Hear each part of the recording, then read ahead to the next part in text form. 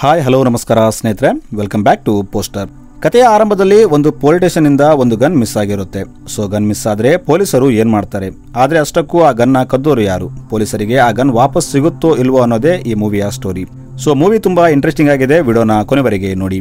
ಇನ್ನು ಮೂವಿ ಸ್ಟಾರ್ಟಿನಲ್ಲಿ ಕನಗು ಅನ್ನೋ ರೌಡಿನ ತೋರಿಸ್ತಾರೆ. ಈತ ದೊಡ್ಡ ದೊಡ್ಡ ಪೊಲಿಟಿಷಿಯನ್ ಮತ್ತು ಅಧಿಕಾರಿಗಳ ಜೊತೆ ಲಿಂಕ್ ಇಟ್ಕೊಂಡಿರ್ತಾನೆ. ಈತನಿಗೆ ಒಬ್ಬ ಅಣ್ಣ ಮತ್ತು ಒಬ್ಬ ತಮ್ಮ ಇರ್ತಾರೆ. ಅಣ್ಣನ ಹೆಸರು ಮೂರ್ತಿ ಮತ್ತು ತಮ್ಮನ ಹೆಸರು ದಿಲ್ಲಿ. ಕನಗು ರೌಡಿ ಆಗಿದ್ದರಿಂದ ಪೊಲಿಟಿಷಿಯನ್ ಎಲ್ಲ ಕನಗುಗೆ ಹಣ ಕೊಟ್ಟು ಜನರಿಗೆ ಹಂಚುವಂತೆ ಹೇಳ್ತಾರೆ. ಏಕೆಂದರೆ ಸದ್ಯದಲ್ಲೇ ಎಲೆಕ್ಷನ್ ಇರುತ್ತೆ ಮತ್ತು ಕನಗು ಸಪೋರ್ಟ್ ಮಾಡ್ತಿದ್ದ ಪಾರ್ಟಿ ಗೆದ್ದರೆ ಈತನಿಗೆ ಸೀಟ್ ಕೊಡೋದಾಗಿ ಹೇಳಿರ್ತಾರೆ. ಇನ್ನು ಕನಗು ತಮ್ಮ ದಿಲ್ಲಿ ಬಗ್ಗೆ ನೋಡೋದಾದ್ರೆ ಈತ ಆವಾರ ಆಗಿರ್ತಾನೆ. ಸಣ್ಣ ಪುಟ್ಟ ಕ್ರೈಮ್ಗಳನ್ನ ಮಾಡ್ತಾ ತಿರುಗ್ತಿರ್ತಾನೆ. ಇನ್ನೊಂದು ಕಡೆ ಕನಗು ಕಡೆಯವನೊಬ್ಬ ವಿಲಿಯಂ ಅನ್ನೋ ಇನ್ಸ್ಪೆಕ್ಟರ್ಗೆ 10 ಕೋಟಿ ಹಣ ಕೊಟ್ಟು ಇದನ್ನ ಜನರಲ್ಲಿ ಹಂಚಬೇಕು ಅಂತ ಹೇಳ್ತಾನೆ. ಏಕೆಂದರೆ ದಾರಿಯಲ್ಲಿ ಚೆಕ್ ಪೋಸ್ಟ್ ಇದ್ದಿದ್ದರಿಂದ ಪೊಲೀಸ್ ಜೀಪಲ್ಲಿ ಹಣ ಕಳಿಸಿದರೆ ಯಾರು ಚೆಕ್ ಮಾಡಲ್ಲ ಅನ್ಕೋತಾರೆ. ವಿಲಿಯಂ ಸರಿ ಅಂತ ಹಣ ತಗೊಂಡು ಹೋಗ್ತಾನೆ. ಆದ್ರೆ ದಾರಿ ಮಧ್ಯದಲ್ಲಿ ಅವನಿಗೆ ಆಕ್ಸಿಡೆಂಟ್ ಆಗುತ್ತೆ. ಸೀನ್ ಇಲ್ಲಿಂದ ಕಟ್ಟಾಗಿ ಒಂದು ಪೊಲೀಸ್ ಸ್ಟೇಷನ್ ನ ತೋರಿಸ್ತಾರೆ. ಇಲ್ಲಿ ಫೋಗಲ್ ಎಂಬ ಎಸ್ಐ ಹೊಸದಾಗಿ ಸ್ಟೇಷನ್ ಅಲ್ಲಿ ಜಾಯ್ನ್ ಆಗ್ತಾನೆ. ಇಲ್ಲಿ ಇವನು ಜಾಯ್ನ್ ಆದಾಗ ಇಲ್ಲಿದ್ದ ಸ್ಟಾಫ್ ನಿನ್ನೆ ಒಬ್ಬ MLA ಟಿವಿಯಲ್ಲಿ ಇಂಟರ್ವ್ಯೂ ಕೊಡ್ತಿದ್ದಾಗ ಒಬ್ಬ ಮಹಿಳೆ ಆತನಿಗೆ ಚಪ್ಪಲಿ ಎಸೆದಿದ್ದಾಳೆ, ಆಕೆಯನ್ನ ಹಿಡಿಬೇಕು ಅಂತ ಮಾತಾಡ್ತಿರ್ತಾರೆ. ಆಗ ಅಲ್ಲಿ ಒಬ್ಬ ಲೇಡಿ ಎಸ್ಐ ಬರ್ತಾಳೆ. ಈಕೆ ನೈಟ್ ಡ್ಯೂಟಿ ಇರುತ್ತೆ. ಅದಕ್ಕೆ ಆಕೆ ಫೋಗಲ್ನ ತನ್ನ ಜೊತೆ ಕರ್ಕೊಂಡು ಹೋಗ್ತಾಳೆ. ಏಕೆಂದ್ರೆ ಈಕೆ ಸೀನಿಯರ್ ಆಗಿರ್ತಾಳೆ. ಇವರು ನೈಟ್ ಪೆಟ್ರೋಲಿಂಗ್ ಮಾಡ್ತಿದ್ದಾಗ ಒಂದು ಹೋಟೆಲ್ಗೆ ಬರ್ತಾರೆ. ಇಲ್ಲಿ ಆ ಲೇಡಿ ಎಸ್ಐ ಫೋಗಲ್ಗೆ ಹೋಗಿ ಊಟ ತಗೊಂಡು ಬಾ ಅಂತ ಹೇಳ್ತಾಳೆ. ಅದಕ್ಕೆ ಫೋಗಲ್ ಸರಿ ಅಂತ ಊಟ ತರಕ್ಕೆ ಹೋಗ್ತಾನೆ. ಆಗ ಅಲ್ಲಿ ಒಬ್ಬ ಮಹಿಳೆ ತನ್ನ ಮಗನ ಜೊತೆ ಊಟ ಮಾಡ್ತಿರ್ತಾಳೆ. ಆಗ ಆಕೆ ಮುಂದೆ ಒಬ್ಬ ಕುಡುಕ ಕೂತು ಆಕೆ ಜೊತೆ ಮಿಸ್ಬಿಹೇವ್ ಮಾಡ್ತಿರ್ತಾನೆ. ಆ ಮಹಿಳೆ ಆತನಿಗೆ ಬೈತಿರ್ತಾಳೆ. ಇದನ್ನೆಲ್ಲ ನೋಡ್ತಿದ್ದ ಎಸ್ಐ ಆ ಮಹಿಳೆಯನ್ನ ತನ್ನ ಜೊತೆ ಕರ್ಕೊಂಡು ಜೀಪಲ್ಲಿ ಕೂಡಿಸ್ತಾಳೆ.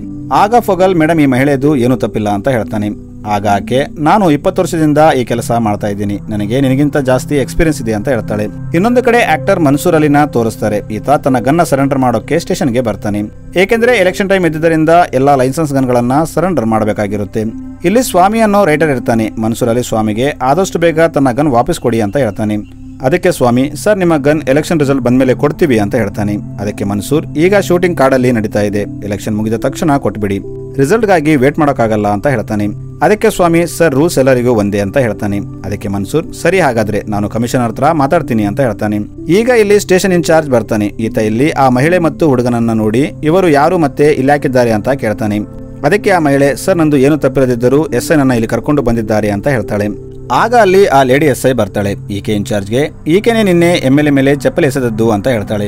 ಅದಕ್ಕೆ CI ಆಕೆಗೆ ಬೈದು ಕೈಯಲ್ಲೇ ಆದ್ರೆ ಕೆಲಸ ಮಾಡು, ಇಲ್ಲಾಂದ್ರೆ ಯಾಕೆ ಅಮಾಯಕರನ್ನ ಬಲಿ ಕೊಡ್ತೀಯಾ, ಮೊದಲು ಹೋಗಿ ಆ ಚಪ್ಪಲಿ ಒಗೆದ ಆಕೆನ ಹುಡುಕು ಅಂತ ಹೇಳ್ತಾನೆ.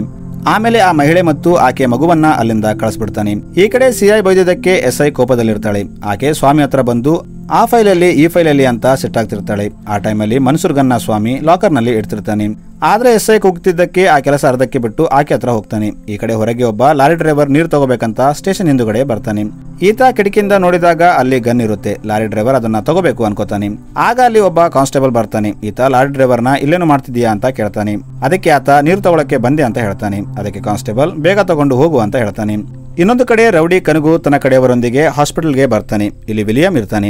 ಕನಗು ವಿಲಿಯಂಗೆ ತನ್ನ ಹಣ ಎಲ್ಲಿ ಅಂತ ಕೇಳ್ತಾನೆ. ಅದಕ್ಕೆ ವಿಲಿಯಂ ನನಗೆ ಆಕ್ಸಿಡೆಂಟ್ ಆದ ಮೇಲೆ ಏನಾಯ್ತೋ ಗೊತ್ತಿಲ್ಲ, ನಾನು ಗಾಡಿಯಲ್ಲಿ ಚೆಕ್ ಮಾಡಿದಾಗ ಅದರಲ್ಲಿ ಹಣ ಇರಲಿಲ್ಲ ಅಂತ ಹೇಳ್ತಾನೆ. ಅದಕ್ಕೆ ಕನಗು ನನಗೆ ನನ್ನ ಹಣ ಬೇಕು, ಅದು ಸಿಕ್ಕಿಲ್ಲಂದ್ರೆ ನಿನ್ನ ಮತ್ತು ನಿನ್ನ ಫ್ಯಾಮಿಲಿನ ಮುಗಿಸ್ಬಿಡ್ತೀನಿ ಅಂತ ಹೇಳ್ತಾನೆ. ಇಷ್ಟು ಹೇಳಿ ಕನಗು ಅಲ್ಲಿಂದ ಹೊರಗೆ ಬಂದಾಗ ಕೆಲವು ರೌಡಿಗಳು ಕನಗು ಮೇಲೆ ಅಟ್ಯಾಕ್ ಮಾಡ್ತಾರೆ. ಇಲ್ಲಿ ಕನಗು ಗ್ಯಾಂಗ್ ಮತ್ತು ಆ ರೌಡಿಗಳ ನಡುವೆ ಫೈಟ್ ನಡೆಯುತ್ತೆ. ಆ ರೌಡಿಗಳು ಅಲ್ಲಿಂದ ಓಡೋಗ್ತಾರೆ. ಕನಗು ತನ್ನ ಕಡೆಯವರಿಗೆ ವಿಲಿಯಂ ಮೇಲೆ ನಿಗಾ ಇಡಿ, ನನಗೆ ಇವನ ಮೇಲೆ ಡೌಟ್ ಇದೆ ಅಂತ ಹೇಳ್ತಾನೆ. ಇನ್ನೊಂದು ಕಡೆ ಕನಗು ತಮ್ಮ ದಿಲ್ಲಿನ ತೋರಿಸ್ತಾರೆ. ಈತ ಡ್ರಗ್ಸ್ ಅಂಡ್ ಗನ್ ಸಪ್ಲೈ ಮಾಡ್ತಿರ್ತಾನೆ. ಆಗ ಇಲ್ಲಿ ಸ್ಟಾಲಿನ್ ಅನ್ನೋ ವ್ಯಕ್ತಿ ದೆಹಲಿಯಿಂದ ಗನ್ ತಗೊಳಕ್ಕೆ ಬರ್ತಿರ್ತಾನೆ. ಡೆಲ್ಲಿ ಕುಡಿದು ಬೈಕ್ ಮೇಲೆ ರ್ಯಾಶ್ ಡ್ರೈವಿಂಗ್ ಮಾಡ್ತಾ ಹೋಗ್ತಿರ್ತಾನೆ. ಆಗ ದಾರಿಯಲ್ಲಿ ಪೊಲೀಸ್ ಚೆಕಿಂಗ್ ಇರುತ್ತೆ. ಇವರು ಡೆಲ್ಲಿನ ಸ್ಟಾಪ್ ಮಾಡಿ ಆಲ್ಕೋಹಾಲ್ ಮೀಟರ್ನ ಊದುವಂತೆ ಹೇಳ್ತಾರೆ. ಆದ್ರೆ ಡೆಲ್ಲಿ ಅದರಲ್ಲಿ ಊದೋದೇನು ಬಂತು, ನಾನು ಕುಡಿದಿದ್ದೀನಿ ಅಂತ ಹೇಳ್ತಾನೆ. ಆಗ ಕಾನ್ಸ್ಟೇಬಲ್ ಕೆಳಗಿಳಿಯುವಂತೆ ಹೇಳ್ತಾನೆ. ಈತ ಅದೇ ರೈಟರ್ ಕಾನ್ಸ್ಟೇಬಲ್ ಸ್ವಾಮಿ ಆಗಿರ್ತಾನೆ. ಆದ್ರೆ ಡೆಲ್ಲಿ ಕೆಳಗೆ ಇಳಿಯೋಲ್ಲ ಅಂತ ಹೇಳ್ತಾನೆ. ಆಗ ಸ್ವಾಮಿ ಅವನ ಬೈಕ್ ತಗೊಂಡು SI ಹತ್ರ ಬಂದು ಕೊಡ್ತಾನೆ ಮತ್ತು SIಗೆ ಸರ್ ಇವನು ಯಾರೋ ಕುಡಿದು ರ್ಯಾಶ್ ಡ್ರೈವಿಂಗ್ ಮಾಡೋದಲ್ಲದೆ ಅಸಭ್ಯವಾಗಿ ಮಾತಾಡ್ತಿದ್ದಾನೆ ಅಂತ ಹೇಳ್ತಾನೆ. ಆಗ ದಿಲ್ಲಿ ತನ್ನ ಅಣ್ಣ ಕನಗುಗೆ ಕಾಲ್ ಮಾಡಿ SIಗೆ ಕೊಡ್ತಾನೆ. ಆಗ ಕನಗು ಅವನು ನನ್ನ ತಮ್ಮ, ಅವನನ್ನ ಬಿಟ್ಟು ಬಿಡು ಅಂತ ಹೇಳ್ತಾನೆ. ಆಗ SI ಹೌದಾ ಸರ್ ಗೊತ್ತಿದ್ದಿಲ್ಲ, ಈಗಲೇ ಬಿಡ್ತೀನಿ ಅಂತ ಹೇಳ್ತಾನೆ. ಡೆಲ್ಲಿ ಅಲ್ಲಿಂದ ಹೋಗ್ತಿದ್ದಾಗ ಸ್ವಾಮಿಗೆ ನೀನು ನನ್ನ ತಡೆದು ದೊಡ್ಡ ತಪ್ಪು ಮಾಡಿದ್ದೀಯಾ ಅಂತ ಹೇಳ್ತಾನೆ. ಮತ್ತು ಅಲ್ಲಿಂದ ಹೋಗ್ತಿದ್ದಾಗ ಸ್ವಾಮಿ ವಾಕಿ ತಗೊಂಡು ಓಡೋಗ್ತಾನೆ. ಈಗ ಮಾರನೇ ದಿನ CI ಸ್ವಾಮಿನ ಕರೆದು ಎಷ್ಟು ಜನ ಗನ್ ಸರೆಂಡರ್ ಮಾಡಿದ್ರು ಅಂತ ಕೇಳ್ತಾನೆ. ಅದಕ್ಕೆ ಸ್ವಾಮಿ ಸರ್ ತುಂಬಾ ಜನ ಸರೆಂಡರ್ ಮಾಡಿದ್ದಾರೆ, ಆಕ್ಟರ್ ಮನ್ಸೂರ್ ಅಲಿ ಕೂಡ ತಮ್ಮ ಗನ್ನ ಕೊಟ್ಟಿದ್ದಾರೆ ಅಂತ ಹೇಳ್ತಾನೆ.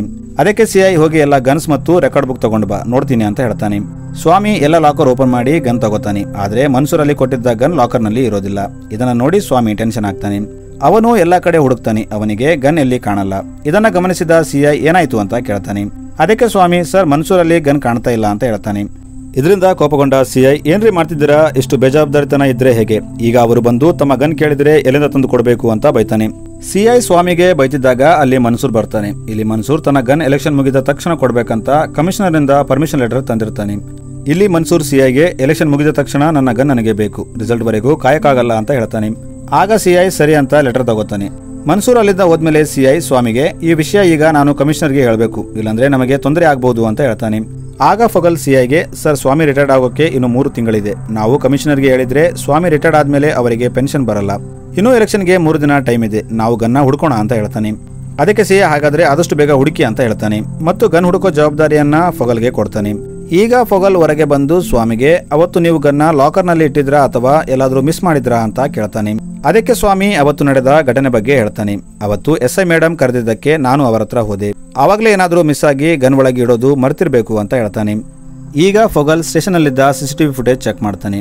ಗನ್ ಇಟ್ಟಿದ್ದ ಕಿಟಕಿ ಪಕ್ಕದಲ್ಲಿ ನೀರಿನ ಟ್ಯಾಪ್ ಇದ್ದುದರಿಂದ ಲಾರಿ ಡ್ರೈವರ್ ಅಲ್ಲಿ ನೀರು ಇಡೋಕೆ ಬಂದಿರ್ತಾನೆ. ಈಗ ಇವರು ಆ ಲಾರಿ ಡ್ರೈವರ್ನ ಹುಡುಕೋದ್ರಲ್ಲಿ ಬ್ಯುಸಿ ಆಗ್ತಾರೆ. ಇನ್ನೊಂದು ಕಡೆ ಕನಗು ತನ್ನ ಗ್ಯಾಂಗ್ನವರಿಗೆ ನಿನ್ನೆ ರಾತ್ರಿ ಯಾರು ತನ್ನ ತಮ್ಮನ್ನ ನಿಲ್ಲಿಸಿದ್ರು ಅಂತ ಕೇಳ್ತಾನೆ. ಅದಕ್ಕೆ ಅವರು ಕಾನ್ಸ್ಟೇಬಲ್ ಸ್ವಾಮಿ ಅಂತ ಹೇಳ್ತಾರೆ. ಅದಕ್ಕೆ ಕನಗು ವಾಕಿ ಬೇಕಿದ್ರೆ ಆ ಸ್ವಾಮಿನೇ ಬಂದು ತಗೊಂಡು ಹೋಗುವಂತೆ ಹೇಳು ಅಂತ ಹೇಳ್ತಾನೆ. ಈಗ ಸ್ವಾಮಿ ಮತ್ತು ಇನ್ನೊಬ್ಬ ಪೊಲೀಸ್ ವಾಕಿ ತರೋಕೆ ಹೋಗ್ತಾರೆ. ಆಗದಲ್ಲಿ ಸ್ವಾಮಿನ ಒಳಗೆ ಇಟ್ಕೊಂಡು ಇನ್ನೊಬ್ಬ ಪೊಲೀಸ್ನ ಅಲ್ಲಿಂದ ಕಳಿಸ್ಬಿಡ್ತಾನೆ. ಇವರು ಸ್ವಾಮಿನ ಅರೆಬೆತ್ತಲೆ ಮಾಡಿ ನಿಲ್ಲಿಸ್ತಾರೆ. ಹೊರಗೆ ಬಂದ ಪೊಲೀಸ್ ಸಿಐಗೆ ಕಾಲ್ ಮಾಡಿ ಎಲ್ಲಾ ವಿಷಯ ಹೇಳ್ತಾನೆ. ಆಗ ಸಿಐ ಅಲ್ಲಿಗೆ ಬಂದು ಕನಗುಗೆ ಸ್ವಾಮಿನ ಬಿಡುವಂತೆ ರಿಕ್ವೆಸ್ಟ್ ಮಾಡ್ತಾನೆ.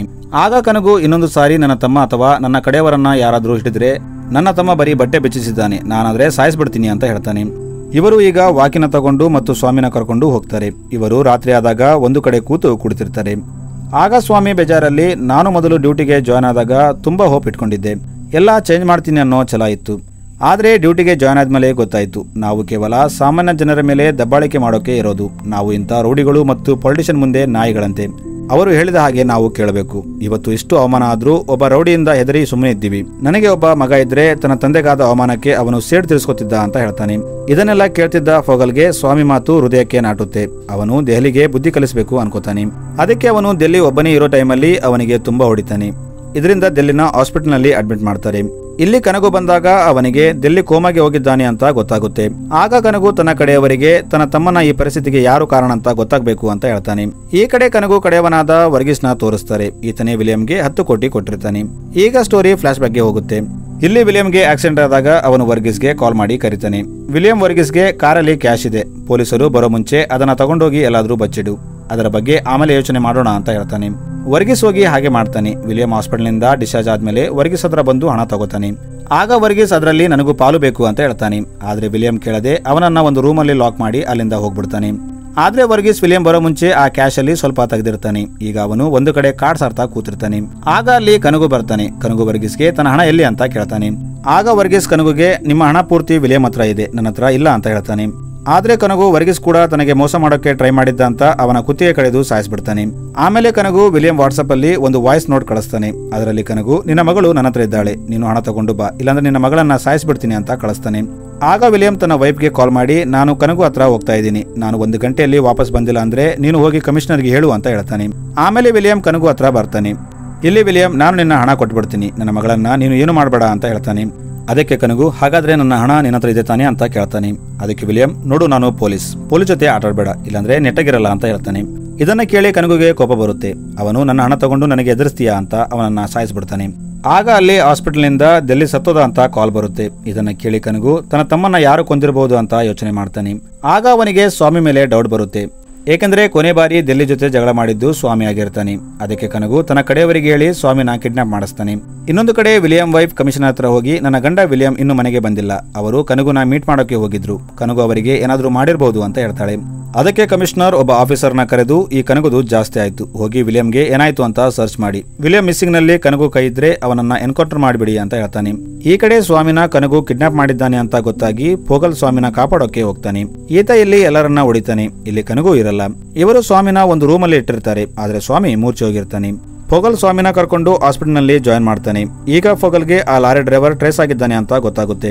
ಅದಕ್ಕೆ ಆತ ಲಾರಿ ಡ್ರೈವರ್ಗೆ ಚೆನ್ನಾಗಿ ಹೊಡೆದು ಗನ್ ಎಲ್ಲಿ ಅಂತ ಕೇಳ್ತಾನೆ ಮತ್ತು ಅವನು ಲಾರಿ ಚೆಕ್ ಮಾಡಿದಾಗ ಅದರಲ್ಲಿ ಇಲ್ಲಿಗಲ್ ಗನ್ಗಳಿರುತ್ತೆ.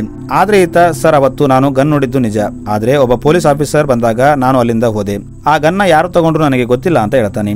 ಆಗ ಫೋಗಲ್ ಗನ್ ಇವನು ತಗೊಂಡಿಲ್ಲ ಅಂದ್ರೆ ಯಾರು ತಗೊಂಡಿರಬಹುದು ಅಂತ ಯೋಚನೆ ಮಾಡ್ತಾನೆ. ಈಗ ಮಾರನೇ ದಿನ ಸಿಐ ಫೋಗಲ್ನ ಎಲೆಕ್ಷನ್ ಡ್ಯೂಟಿಗೆ ಕಳಿಸ್ತಾನೆ. ಫೋಗಲ್ ಸರಿ ಅಂತ ಡ್ಯೂಟಿಗೆ ಹೋಗ್ತಾನೆ. ಆದ್ರೆ ಸಿಐ ಸ್ವಲ್ಪ ಹೊತ್ತಾದ ಮೇಲೆ ಫೋಗಲ್ಗೆ ಕಾಲ್ ಮಾಡಿ ವಾಪಸ್ ಕರೀತಾನೆ ಮತ್ತು ತನ್ನ ಜೊತೆ ಸ್ವಾಮಿನ ಕರ್ಕೊಂಡು ಬರುವಂತೆ ಹೇಳ್ತಾನೆ. ಇವರು ಸ್ಟೇಷನ್ಗೆ ಬಂದಾಗ ಸಿಐ ಸ್ವಾಮಿಗೆ ಗನ್ ತೋರಿಸಿ ಇದು ಮನ್ಸೂರ್ ಗನ್ನ ಅಂತ ಕೇಳ್ತಾನೆ. ಅದಕ್ಕೆ ಸ್ವಾಮಿ ಗನ್ ನೋಡಿ ಹೌದು ಸರ್ ಇದು ಎಲ್ಲಿತ್ತು ಅಂತ ಕೇಳ್ತಾನೆ. ಆಗ ಸ್ಟೋರಿ ಫ್ಲಾಶ್ ಬ್ಯಾಕ್ಗೆ ಹೋಗುತ್ತೆ. ಇಲ್ಲಿ ಆಕ್ಚುಲಿ ಲಾರಿ ಡ್ರೈವರ್ ನೀರು ತಗೊಂಡು ಹೋದ್ಮೇಲೆ ಅಲ್ಲಿ ಲೇಡಿ ಎಸ್ಐ ಇಟ್ಕೊಂಡು ಬಂದಿದ್ದ ಹೆಣ್ಣು ಮಗಳ ಮಗ ಅಲ್ಲಿಗೆ ಹೋಗ್ತಾನೆ. ಇವನು ಅದು ಆಟ ಆಡೋ ಗನ್ ಅನ್ಕೊಂಡು ಅದನ್ನ ತಗೋತಾನೆ. ಇವನು ಮನೆಯಲ್ಲಿ ಗನ್ನಿಂದ ಆಟವಾಡ್ತಿದ್ದಾಗ ಅವನ ತಾಯಿ ಅದನ್ನ ನೋಡಿ ಇದು ನಿಜವಾದ ಗನ್ ಅಲ್ಲ ಅಂತ ಸ್ಟೇಷನ್ಗೆ ಬಂದು ಸಿಐಗೆ ಕೊಡ್ತಾಳೆ. ಆದ್ರೆ ಸಿಐ ಆ ಹುಡುಗನಿಗೆ ಬೊಯ್ಯದೆ ನೀನು ಚೆನ್ನಾಗಿ ಓದಿದ್ರೆ ನಮ್ಮಂತೆ ಪೊಲೀಸ್ ಆಗ್ಬೋದು ಮತ್ತು ನಿನಗೂ ಇಂಥ ಗನ್ ಕೊಡ್ತಾರೆ ಅಂತ ಹೇಳ್ತಾನೆ. ಆಮೇಲೆ ತನಗೆ ಗೊತ್ತಿದ್ದ ಒಬ್ಬ ಹೋಟೆಲ್ನವನನ್ನ ಕರೆದು ಆ ಮಹಿಳೆಗೆ ಆ ಹೋಟೆಲ್ನಲ್ಲಿ ಕೆಲಸ ಕೊಡಿಸ್ತಾನೆ, ಏಕೆಂದ್ರೆ ಆ ಮಹಿಳೆ ಗಂಡ ಇರಲ್ಲ. ಈಗ ಸಿಐ ಅವರಿಗೆ ಈ ಗನ್ ಲೋಡ್ ಆಗಿದೆ, ಇದನ್ನ ಆ ಹುಡುಗ ಮಾಡಿರಲ್ಲ, ಇದನ್ನ ಲೋಡ್ ಮಾಡಿದ್ದು ಯಾರು ಅಂತ ಕೇಳ್ತಾನೆ. ಯಾರು ಅಂತ ಹೇಳಿಲ್ಲ ಅಂದ್ರೆ ಫಾರೆನ್ಸಿಕ್ ನ ಕರೆದು ಫಿಂಗರ್ ಪ್ರಿಂಟ್ ಚೆಕ್ ಮಾಡಿದರೆ ನಿಜ ತಂತಾನೆ ಗೊತ್ತಾಗುತ್ತೆ ಅಂತ ಹೇಳ್ತಾನೆ. ಆಗ ಅಲ್ಲೇ ನಿಂತಿದ್ದ ಒಬ್ಬ ಕಾನ್ಸ್ಟೇಬಲ್ಗೆ ಭಯ ಆಗಿ ಆತ ನಿಜ ಹೇಳ್ತಾನೆ. ಆಕ್ಚುಲಿ ಅವತ್ತು ಲೇಡಿ ಎಸ್ಐ ಮತ್ತು ಸ್ವಾಮಿ ನಡುವೆ ವಾದವಾಗಿರುತ್ತೆ. ಇವರು ವಾದ ಮಾಡ್ತಿದ್ದಾಗ ಈ ಕಾನ್ಸ್ಟೇಬಲ್ ಸ್ವಾಮಿ ಲಾಕರ್ನಿಂದ ಆ ಗನ್ನ ತಗೊಂಡು ಎಸ್ಐ ಹತ್ರ ಬರ್ತಾನೆ. ಈತ ಎಸ್ಐಗೆ ಮೇಡಮ್ ಸ್ವಾಮಿ ನೀವು ಹೇಳಿದ ಯಾವ ಕೆಲಸ ಮಾಡಲ್ಲ, ಅದಕ್ಕೆ ಈ ಗನ್ನ ಲೋಡ್ ಮಾಡಿ ಸಿಐ ಸರ್ ಟೇಬಲ್ ಮೇಲೆ ಇಟ್ಟರೆ ಸಿಐ ಸರ್ ಸ್ವಾಮಿಗೆ ಬೈತಾರೆ ಅಂತ ಹೇಳ್ತಾನೆ, ಏಕೆಂದ್ರೆ ಈ ಕಾನ್ಸ್ಟೇಬಲ್ ಎಸ್ಐ ಚಮಚ ಆಗಿರ್ತಾನೆ. ಆಗ ಸಿಐ ಇವರಿಗೆ ಬೈತಾನೆ ಮತ್ತು ಕಮಿಷನರ್ಗೆ ಕಂಪ್ಲೇಂಟ್ ಮಾಡ್ತೀನಿ ಅಂತ ಹೇಳ್ತಾನೆ.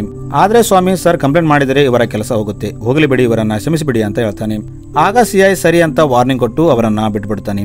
ಆಗ ಅಲ್ಲಿ ಆಕ್ಟರ್ ಮನ್ಸೂರ್ ಅಲಿ ಬಂದು ತನ್ನ ಗನ್ನ ತಗೊಂಡು ಹೋಗ್ತಾನೆ. ಇನ್ನೊಂದು ಕಡೆ ಡೆಲ್ಲಿ ಹತ್ರ ಗನ್ ತಗೊಳಕ್ಕೆ ಬರ್ತಿದ್ದ ಸ್ಟಾಲಿನ್ ತೋರಿಸ್ತಾರೆ. ಈತ ಇನ್ನೂ ಬಂದಿರಲ್ಲ, ಏಕೆಂದ್ರೆ ದಾರಿಯಲ್ಲಿ ಇವನ ಕಾರ್ ಕೈ ಕೊಡ್ತಿರುತ್ತೆ. ಒಂದು ಸಲ ಟೈರ್ ಪಂಚರ್ ಆದ್ರೆ ಒಂದು ಸಲ ಇಂಜನ್ ಕೆಟ್ಟೋಗ್ತಿರುತ್ತೆ. ಅದಕ್ಕೆ ಇವರು ದಾರಿಯಲ್ಲಿ ಒಂದು ಸ್ಟೆಪ್ನಿ ಕದೀತಾರೆ. ಆದ್ರೆ ಶಾಕಿಂಗ್ ವಿಷಯ ಏನಂದ್ರೆ ವಿಲಿಯಂ ತಾನು ಕದ್ದ ಹಣನ ಆ ಟೈರ್ ನಲ್ಲಿ ಇಟ್ಟಿರ್ತಾನೆ. ಇದು ಈಗ ಸ್ಟಾಲಿನ್ಗೆ ಸಿಕ್ಕಿರುತ್ತೆ. ಇನ್ನೊಂದು ಕಡೆ ಆಪೋಸಿಟ್ ಗ್ಯಾಂಗ್ ನವರು ಬಂದು ಕನಗುನ ಸಾಯಿಸ್ಬಿಡ್ತಾರೆ. ಈಗ ಮೂವಿ ಕೊನೆಯಲ್ಲಿ ಒಬ್ಬ ಹುಡುಗಿ ಫೋಗಲ್ಗೆ ಕಾಲ್ ಮಾಡ್ತಾಳೆ, ಏಕೆಂದ್ರೆ ಫೋಗಲ್ ಮನೆಯವರು ಈ ಹುಡುಗಿನ ಫೋಗಲ್ಗೆ ಮದುವೆಗಾಗಿ ನೋಡಿರ್ತಾರೆ. ಸೊ ಮೂವಿ ಇಲ್ಲಿಗೆ ಎಂಡ್ ಆಗುತ್ತೆ. Thanks for watching.